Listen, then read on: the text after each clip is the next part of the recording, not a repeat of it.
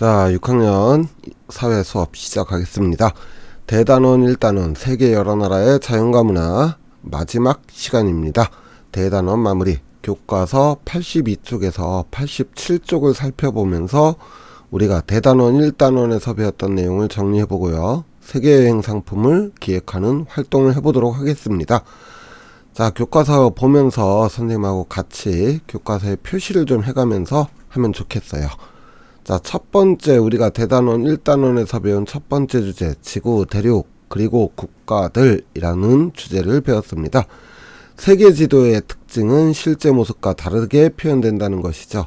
왜 그렇다고 했죠? 공 모양인 입체 지구를 평면인 직사각형에 표현하다 보니 그럴 수밖에 없었습니다. 하지만 세계 지도는 또 세계 여러 나라의 위치를 한눈에 파악하기에 유리한 장점이 있다 그랬습니다. 자, 반대로 지구본은 실제 모습을 표현한 것이기 때문에 세계 여러 나라의 모습을 정확하게 파악하는 데는 유리한 장점이 있지만 휴대가 불편하고 한눈에 보기 어렵다라는 단점이 있었죠. 자, 세계 대륙은 아시아, 유럽, 아프리카, 북아메리카, 남아메리카, 오세아니아 6개의 대륙, 6대륙이라고 했고요. 태평양, 대서양, 인도양, 북극해, 남극해 5대양이 있다 했습니다. 자, 두 번째 주제요. 두 번째 주제는 세계의 다양한 삶의 모습이었죠. 세계의 기후 구분은 기온과 강수량을 기준으로 하고요.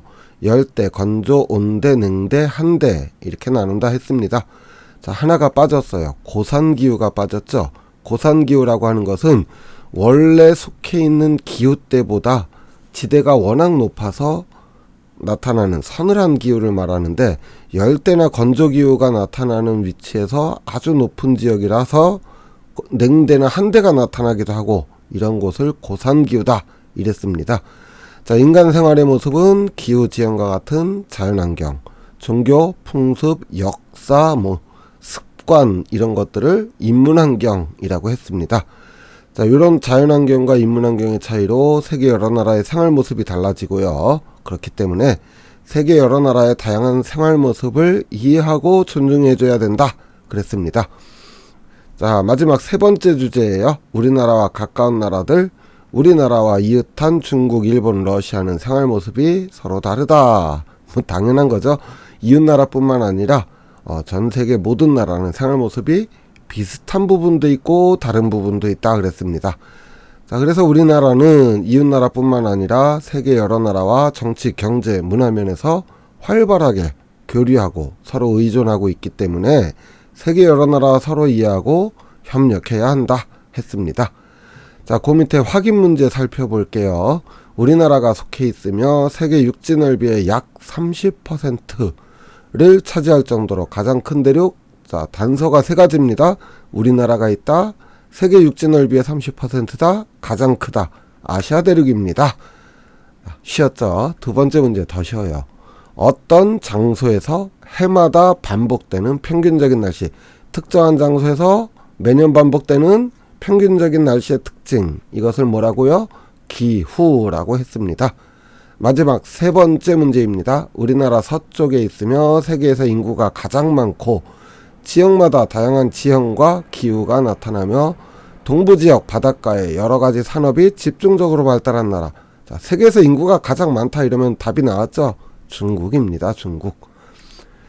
자, 그 다음 교과서 83쪽 정리콩콕인데요. 83쪽, 84쪽은 여러분이 그냥 직접 해보는 걸로 하겠습니다. 건너뛰도록 할게요. 자, 사고력 쏙쏙입니다. 85쪽. 제시된 조건을 고려해서 사람들이 알차게 여행할 수 있는 여행 상품을 만들어 봅시다 이랬는데 너무 암담해 하지 말고요. 부담 갖지 않는 선에서 간단하게 만들어 보도록 하겠습니다. 자, 먼저 주어진 조건을 확인해 봐야겠죠. 기간 및 비용의 제한이 없고요. 최소 3개 이상의 대륙을 지나가야 합니다. 자, 나라가 아니라 3개 이상의 대륙이요. 지도, 지구본, 디지털 영상지도 등을 활용해서 경로를 표시하고요. 각 나라의 자연환경 또는 인문환경을 소개한다 했는데 간단하게 소개하면 되겠습니다. 아주 간단하게요. 자, 원칙적으로 해외여행을 계획하기 전에는 원래는 외교부에서 제공하고 있는 해외 안전여행 누리집이나 또는 앱을 이용해서 이 나라를 가도 되는지 안 되는지, 이 나라에 가면 뭘 조심해야 되는지 따져봐야 되는데, 지금은 코로나 때문에 거의 모든 나라가 여행 위험국이에요. 그래서 이 부분은 고려하지 않도록 하겠습니다. 자, 외교부의 해외 안전여행 누리집 화면이에요. 자, 3단계 철수 권고 나와 있죠. 현재 코로나19로 인해 붉은색 빛금 전 세계가 여행을 안 하는 것을 권고하고 있습니다. 특히나 지도상에서 아프리카와 중동 지역의 적색과 검정색은 여행 금지 국가입니다. 아예 검정색이 보다 심각하게 위험한 지역이라는 의미예요. 자, 그러니까 요거까지 고려하면은 세계 여행 상품 못 만듭니다. 자, 그래서 요거는 건너뛰고요. 자, 교과서 85쪽 아래의 세계 지도가 보입니다. 여기에다가 화살표를 이용해서 여행 경로를 그려보세요. 그런데 눈에 좀 잘 들어오는 마커펜이라든지 사인펜 같은 걸 이용해서 경로를 한번 잘 표시해 보세요. 자, 선생님이 한번 시작을 해본다면은 저는 이렇게 러시아를 통해서 자, 베트남, 필리핀을 지나 오스트레일리아, 뉴질랜드를 거쳐서 멕시코, 미국, 캐나다, 일본을 거쳐오는 코스를 만들어 봤습니다. 자, 여러분은 선생님하고는 다르게 경로를 그려봐야 돼요. 선생님은 아시아, 오세아니아, 북아메리카 이랬지만 경로를 선생님과 똑같이 보고서 나도 이렇게 해야지 그러면은 안 돼요. 자, 그렇게 해서 경로를 다 그린 다음에는 자, 사진을 찍어 두세요. 사진을 찍어서 선생님한테 제출할 수 있도록 하고요. 자, 그 다음 86쪽에 기획안을 작성할 때 주요 고객란에다가 이 여행은 어떤 사람들, 나이가 많으신 분들인지 젊은 층인지 가족 단위인지 또는 젊은 커플인지 이런 것들을 좀 고려를 해야 돼요. 거기에 따라서 여행 경로와 일정의 차이가 나겠죠. 자, 그래서 여행 경로와 각 경로별 여행 시간을 대충 여러분들이 정확히 알 수는 없잖아요. 근데 중국에선 며칠 정도 머물다가 일본에선 또 며칠을 머물고 이런 식으로 짜보면 좋을 것 같아요. 그 다음에 세계 대륙이 나와요. 세계 대륙을 지나가야 된다 그랬으니까 세계 대륙에서 각각의 특징적인 나라 한 개 나라를 대표로 선정해서 뭘 살펴보면 좋을지 거기에서는 어떤 것을 보아야 되는지를 설명하고요. 이 상품의 특징은 여러분들이 알아서 쓰면 되겠죠.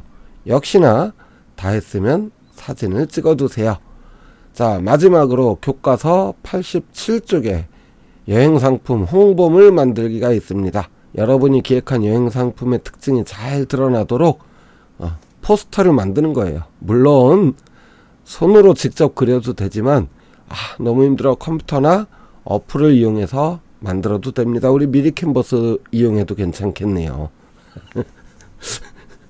사진을 찍어야 될 게 3개입니다. 여행 경로, 여행 계획서, 그 다음에 홍보물 이 3가지를 선생님한테 제출을 해야 돼요. 자, 너무 힘들죠? 이번 단원에서 사회 만드는 게 많았죠. 프리젠테이션도 그렇고 좀 힘들어도 조금만 어쩌겠어요. 교과서가 그렇게 나와 있는데 선생님이 교과서에서 하라는 거 몇 개는 건너뛰었잖아요. 힘들어도 조금 더 힘을 내고 이왕 하는 거 열심히 즐겁게 하면 좋겠습니다. 다음 시간에는 대단원 2번째 단원입니다. 통일한국의 미래와 지구촌의 평화 단원 도입을 하도록 할게요. 오늘 수업 여기서 마치겠습니다. 수고하셨습니다. 안녕.